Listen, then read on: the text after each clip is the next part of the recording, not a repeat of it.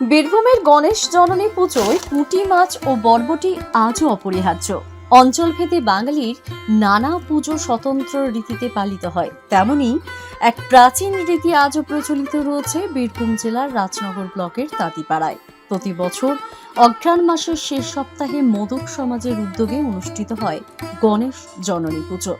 এই পুজোর দিনে প্রতিটি ময়রা পরিবারের রন্ধন কার্যে পুঁটি মাছ ও বরবটি কলায় রান্না থাকা আবশ্যক। স্থানীয় সূত্রে জানা যায়, প্রায় 350 বছর ধরে এই রীতি নিষ্ঠার সঙ্গে পালন করে আসছেন মোদক সম্প্রদায়ের মানুষজন। গণেশ জননী হলেন মোদক সমাজের কুলদেবী। দেবীর কোলে অবস্থান করেন সিদ্ধিদাতা গণেশ, এক পাশে থাকেন দেবী লক্ষ্মী এবং অন্য পাশে দেবী সরস্বতী। মোদক সমাজ সূত্রে জানা যায়, প্রয়াত কেদার রুজ এই পুজোর সূচনা করেন। বর্তমানে এই পুজোয় তাঁতিপাড়া, বক্রেশ্বর, গোহালিয়াড়া, লাউজোর ও খয়রাডিহি এলাকায় প্রায় শতাধিক ময়রা পরিবার অংশগ্রহণ করে। আমাদের গণেশ জননী পূজা আজকে এটা মোটামুটি প্রায় 350 বছরের পুরাতন পূজা, মোদক সম্প্রদায়ের পূজা। বর্তমানে এই পূজা উপলক্ষে প্রচুর অনুষ্ঠান হতো, এখন সেগুলো অতীত। বর্তমানে আমাদের ভক্তি সহকারে মায়ের পূজা হয়, আর এই দিন সবাইকে আমরা আমন্ত্রণ জানিয়েছি মন্দিরে এসে পুজো দেখার জন্য। এই গণেশ জননী পুজো আনুমানিক প্রায় 350 বছরের অধিক প্রাচীন।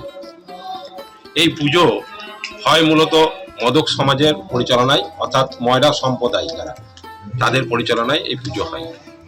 এই পুজোর একটা বিশেষত্ব হচ্ছে, আজকে এই গণেশ জননী পুজোয় প্রতিটি ময়রা পরিবারের রন্ধন কাজে, অর্থাৎ রান্নার কাজে পুঁটি মাছ আর বরবটি রাখতেই হয়। এটাই এই পুজোর রীতি হয়ে আসছে প্রায় 350 বছর ধরে। প্রয়াত কেদার রুজ এই গণেশ জননী পুজোর সূচনা করেন। যেটুকু আমরা জানতে পেরেছি, আমাদের বাবা দাদু ঠাকুরদার আমল থেকে, যে এক সময় তাঁতিপাড়া হাটতলার এই হাটে প্রচুর পরিমাণ গুড় আসতো। সেই গুড় তোলা হিসেবে নেওয়া হতো গুড় চাষিদের কাছ থেকে। সেই গুড় সারা বছর জমিয়ে এই গণেশ জননী পুজো পরিচালনা হতো।